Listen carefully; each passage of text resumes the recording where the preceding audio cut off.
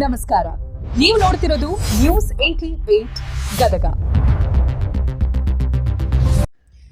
ಜಯ ಕರ್ನಾಟಕ ಜನಪರ ವೇದಿಕೆಯ ರಾಜ್ಯಾಧ್ಯಕ್ಷರ ಹುಟ್ಟುಹಬ್ಬದ ನಿಮಿತ್ತ ಶಾಲೆಗೆ ಟಿವಿ ಹಾಗೂ ವಿದ್ಯಾರ್ಥಿಗಳಿಗೆ ಪುಸ್ತಕ ಮತ್ತು ಪೆನ್ನು ವಿತರಣೆ ಕಾರ್ಯಕ್ರಮ.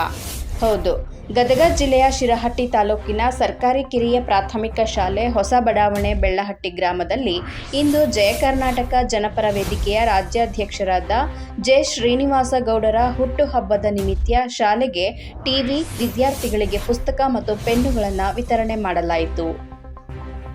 ಈ ಕಾರ್ಯಕ್ರಮದ ಅಧ್ಯಕ್ಷತೆಯನ್ನು ಎಸ್ಡಿಎಂಸಿ ಅಧ್ಯಕ್ಷ ರಮೇಶ್ ಬಂಗಾರಿಯವರು ವಹಿಸಿಕೊಂಡರು.